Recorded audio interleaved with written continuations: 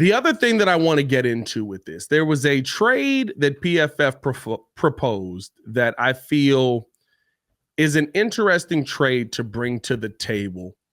They talked about trading the 9th overall pick. Brad Spielberger brought this up. We had Brad Spielberger on the Chicago Bears podcast. Very good guest, very good at breaking things down like this. He talked about the Bears trading the 9th overall pick and the 75th overall pick for the 14th overall pick, the 45th overall pick, which allows you to get back into some of those rounds where you feel like there was just a gap. I mean, you're talking about 9 to 75. That would be your second first-round pick and your third-round pick, basically. Yep. And then the 168th pick. Now, 168, I mean, that doesn't get me tingly, I guess I'll say. But does getting back into the second round make giving up that 75th pick worth it for you? Did I not read that right? Oh, my God. I'm sorry, dude. The 168th pick. I put the 188th pick. Yeah. That's all right. It's in the back. Oh, no, you got it on the screen. Yeah. I took care of that. Dang it, Joel. Yeah, I'll fix that. Yeah, put that. My bad. Joel's at it again, ladies and gentlemen. Hold on. Let me slide my head over. And there, right there. 6. What? Anyway, oh. Does this do anything for you? Does this make you tingly at all? Getting that 168th pick, but getting back into the second round? No, because I feel like from 9, it looks like, who are we going to get? Because at this point, I mean, around the 45 range. If you move out of from 9 to 14, you're going to get the best possible lineman left because Jared Verse is from gone. 9 to 14, you still may be able to get Ola Fashanu. Turner's gone. Right. It's the best. That's why I said the best lineman. But I feel like they're going to go defensive end. Latu's on the board. Jared Verse may fall that far. Latu scares me. I don't know about Verse. What's Fuega? Talise Fuega? Yeah, that's the lineman. That's why I said the lineman will be there. I mean, listen, if you move to 14, y'all know the boy I've been wanting. Now, my only thing is, right, 188 is 68. See, you bastard. 168 is right now.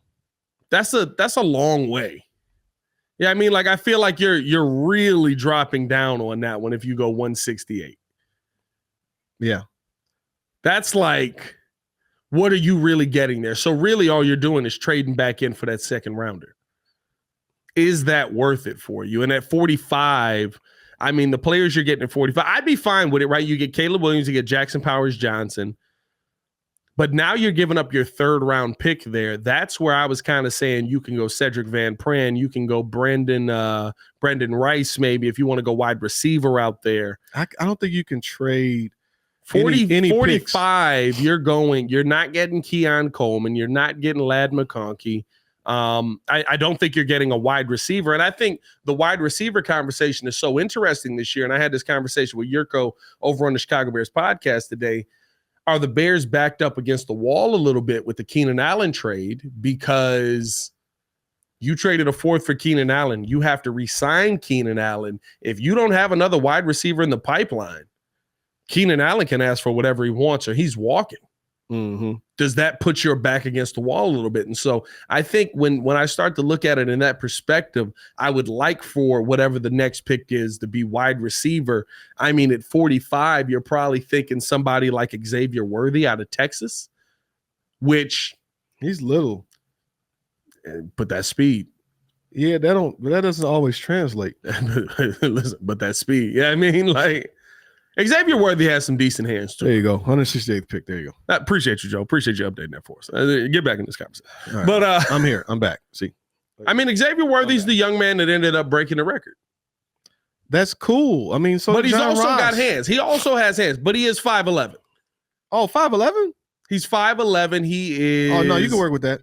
Let me see. 5'11", 165 pounds. Maybe puts on a little bit more weight, but maybe not. 5'11". You can roll with that. I'm thinking John Ross was like 5'8". 5'11"? No. He's taller. He's almost 6. Oh, see, I've scratched the surface on looking at some of these guys. Well, you got to catch up, Joe. This is supposed to be the day we were supposed to be doing the war room. Well, I was a little down, Pat. I'm sorry. Little COVID took you out. I was working on everything else. Wah. Anyways, that's how you sound. Wah. You sound like a big baby. Wah. The baby's rich and got away with murder. Literally. No, I think he really did. I guess, okay, Tyler Scott does not give me comfort as my Tyler future. Scott's a little scary. Yeah. Tyler Scott's scary to me. Tyler Scott is scary to me for completely different reasons than everybody else. He's Johnny Knox to me. Like, Johnny Knox was a better player rookie year, right? But, like, don't you just get Johnny Knox vibes from him?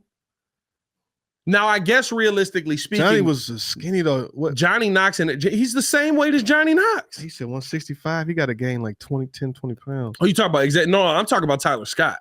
Yeah, no. Tyler Scott is Johnny. But I guess if we're being real about this, Johnny Knox in this NFL probably would have had a much longer career.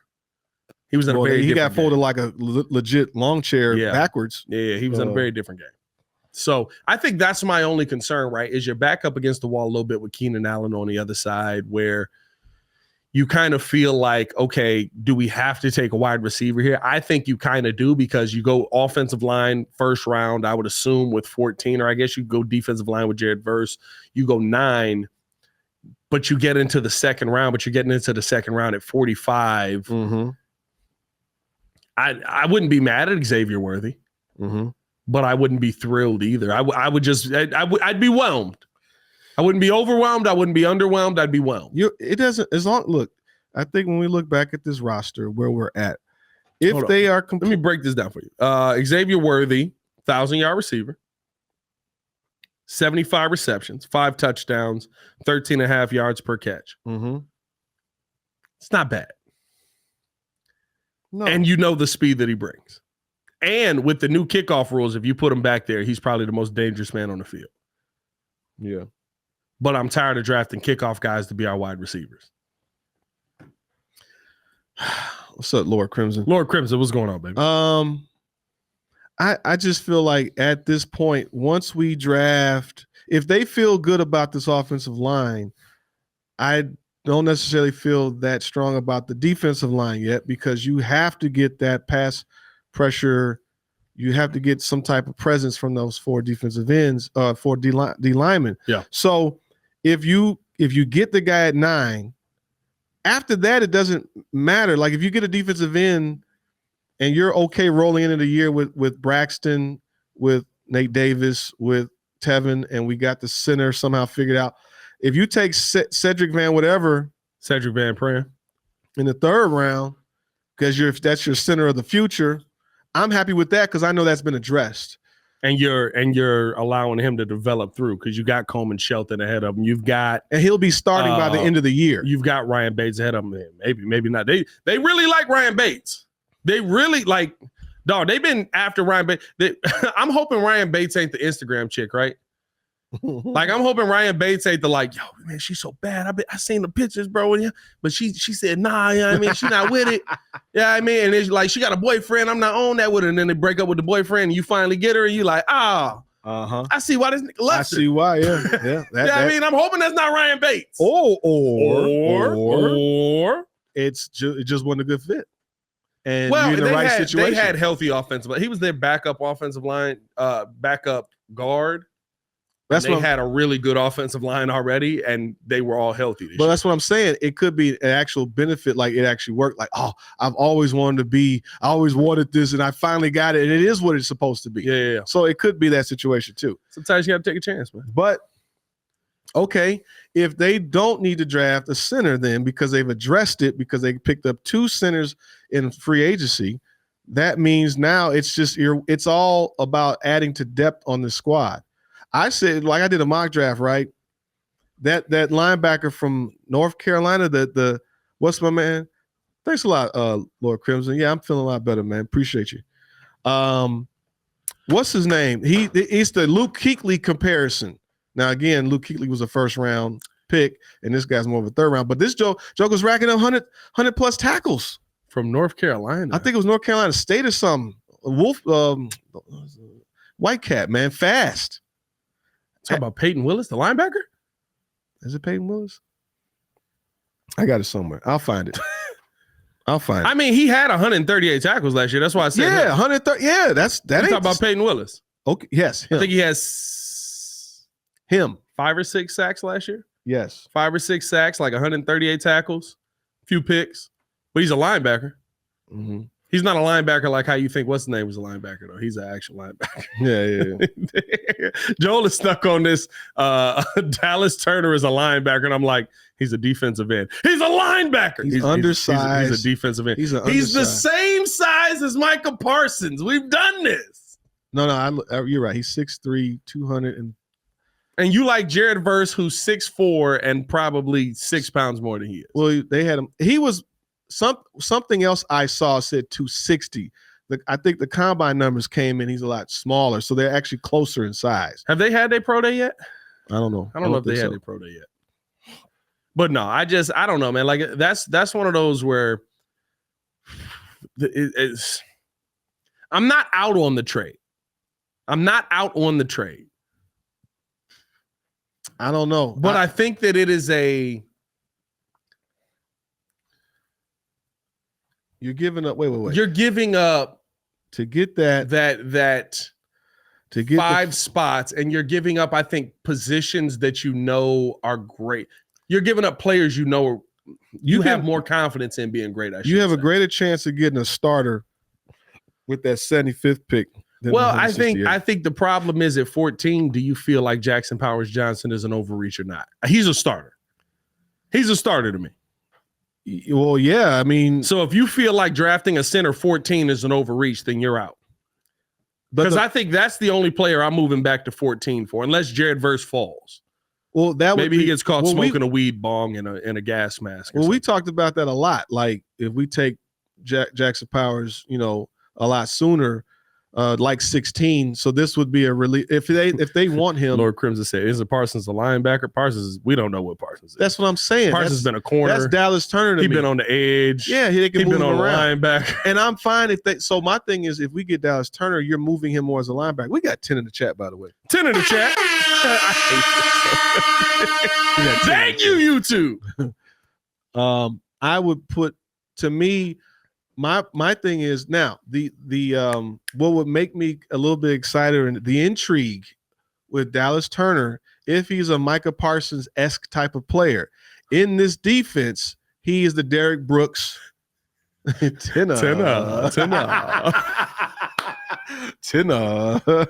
hate it so much. He's the Derek Brooks. He becomes the Derek Brooks, possibly the actual Urlacher of that defense, because their job is to go rangy and but see, I think that's the difference. Micah Parsons, in theory, yes, is a linebacker. He's a linebacker how Khalil Mack was a linebacker. He's an outside linebacker. But no. Mike, no, to your point, Micah does not. Mike is on the line. No, it's different levels because Khalil Mack is closer to defensive end as Micah Parsons is closer to playing safety because he played safety at Penn State too. He's a little bit quicker. Yeah, he could do everything. That's what I'm saying. He can do everything. This is how I'm looking at is Dallas Turner more on that end. But you're not going to draft Dallas Turner and say, go stand up. You're not going to draft Dallas Turner and right, like, because Dallas Turner isn't the safety. What I'm saying is his packages of using him as a linebacker that can drop down as a defensive end. Yes, he could go in the coverage. Packages. That's what I'm saying. And I like that because there's versatility with him that you could put him all over. It might be very hard to scheme for him because you still got Montez Sweat, which if you got a weapon like that, and typically the first linebacker off the board is usually a dog. I mean, even from a fantasy standpoint, the first linebacker is usually the killer, period. Yeah, I mean, listen, I think that I'm not opposed to this trade. I think that you have to be right on the player that you get, though, because the guys that are going to go 9 through 13 are going to be really good players. Oh, like I said, if they like you gotta know, like, hey, whoever I'm picking is that dude. Yeah, but if you trade out of 9, you're probably getting a lineman to go 14. If you stay at 9, maybe 10, if someone else wants to move up from whatever to go to 10. Whatever, I don't know. The idea is that, we got to go defensive end with that pick. Otherwise, you're going lineman if you go later. I feel like on top of all of that, right, when you talk about what you're gonna do there. Like, what if your guy's there at 9? I like this is a trade you make at 8. But I mean, if their guy is like there, you gotta see, because I think if their guy is there at 9, and everything that's been reported, Courtney Cronin has said this as well, that if they have their guy there and that guy may be a wide receiver, they're taking him at 9. Rome Odunze is going to be visiting with the Bears this weekend for his top 30 visit. Caleb Williams comes in here Monday, I believe, first week of April. Yeah. So he's going to be in here as well. Like I think that you're going to sit there if Rome Odunze is there, or a Malik Neighbors. If Malik Neighbors somehow falls, the Bears are going to take their guy. But look at this. So this is hypothetical, right? Let's just say you keep DeMarcus, or they do re-sign your boy Yannick, right? Right. They draft Dallas Turner and kind of move him where Jack Sanborn's position is. You got a guy that can either cover, or he could come in and act as a defensive end as well. That's almost like having 5 defensive ends. You know what I'm saying? Like, that to me is intriguing of Dallas Turner. Now, Jared Verse to me is replacing DeMarcus Walker. Absolutely. Whoever you would, if you draft Jared Verse, if you draft Dallas Turner, they're your starting edge. Day one. You're not asking any But I'm questions. saying Dallas is more like, we got you at edge. We might make you a little tired, dog, because we're gonna have you moving around. Like, he could be a matchup nightmare based off of his skill set. I am more. I mean, this last couple of weeks, I've been more going for Turner than Joe Alt at 9, because I don't think he's going to be there at 9 anyways. Turner for this defense, because this defense we have to protect this rookie quarterback. We're not going to sit there and let him put everything on the rookie. Like, anything we get out of him, if Caleb wins 1 to at least 3 games on his own, that is a win. Yeah. Because he's a rookie, like, just manage the game versus winning the game. The defense, we need y'all to win every freaking game. I think win the games you need to win. Here's the one thing that Caleb will get coming to the NFL that he didn't have in college. He's coming into a defense that will support him. Mm-hmm. Like, that is something he did not have in college. He had a defense that it was like, hey, listen, you might get a couple of games out of us, but like, you got to know we're not going to be very good. Oh, and by the way, offensive line also not going to be very good. Oh, and by the way, receivers, Brandon Rice is the best you got. I mean, like Caleb was in a uphill battle in college as well. And that's why it's funny, like, when people sit there and like we talked about yesterday, where you can't identify with this young man, or you can't really figure out whether you like this guy or not. I'm like, dog, he had to overcome the entire time. Yeah. Like, you don't think he wanted a national championship over a freaking Heisman Trophy? He had one season in his first season at USC where he literally was banged up. I think he pulled a hamstring, couldn't get the ball to anybody. Yeah. Couldn't throw. Yeah. And then last year. Yeah. You know what I mean? So it's just it's funny to see, like, people just hate on Caleb just for him dealing with the same thing that Justin dealt with. That's why I had never had beef with Caleb. I just was like, well, I got a dude that is dealing with this already. Yeah. And he's dealt with it at a pro level. So my take on the Caleb situation, like, first of all, from the news outlets and reports that you would hear, I'm like, well, I want a guy that wants to be here. Yeah. And so, because people are throwing that nonsense out. Just Colin Cowherd. It's not people. It's just Colin Cowherd. I mean, people like, the dad wants this. All this stuff is being said. So that's all been dispelled. My issue was like, 1, I want a guy that wants to be here. 2, if I said my observation is we're sacrificing the man of Justin, yeah, and who he is as a person for building the team. Yeah. Because if we get Caleb, I tell you, we got to just go with Caleb. Caleb, or hearing Ryan Poles talk about Justin, I want y'all to listen. It's very telling. Like, at first, when you're like, okay, he when he's trying to keep the cards close to the vest, he's got the hand right here, right. At this point, there's some cards on the table. He's got the hands. He's already right showed here. A couple cards. He's like, oh, listen, I got everything. Oh, what y'all got going on over there? But like, now that like Justin's not on the team, when you hear him talk about Justin, you never hear him talk about Justin as far as a player. You hear him say he's a hard worker, he's a good guy, he's a great teammate. I keep hearing that on these interviews now. Now, in the beginning, right, he always said he's made great strides in the second half of the season. I think he's moved in the right direction, but we got to weigh all our options. Now he's not even talking about him as a quarterback anymore. Well, he already said it. He said it. There's other stuff he said, other sound bites where he's like, he said the same thing that I feel like on our show we've always said: marginal improvement, just not enough to where he needed to be. Yeah, you know. Lord Crimson said he ain't got no cars. Those are dice. You gotta roll them, John. Well, snap with it. You ain't snapping with it. You ain't really rolling the dice. Yeah, man. I get Joe started on dice again. But what you got over there, Joe? You got, he's got these cards. He showed a card. He showed a card. He showed a few cards. The cards are on the table. Joe. Exactly. It's already the out. cards are laid out on the table. Yeah. He's got the big joker and the little joker. Caleb here. We got. This is probably, well, he might trade. We don't know what he's going to do with that ninth pick. Shout out Chop Jr. He said, man, nobody in the chat no more. F YouTube. All my homies hate YouTube. Hey, dog, when I tell y'all, we're still trying to get, it's so crazy, but this is how much we really do rock with y'all. We want to keep this thing moving along. We want to get into the Bears quarterback update. We want to get into also the Friday free-for-all. But we rock with y'all so much. We rock with the YouTube Breeze family so much. We're still trying to get back on YouTube monetized. We're still trying to push for that. I got emails back and forth where they saying some dumb stuff. I'm not gonna lie to you. Like it's irritating at this point, but I don't know, man. Like, so I looked up. Like I was looking into the account. So I'm sorry, I've been on this the whole time. My fault.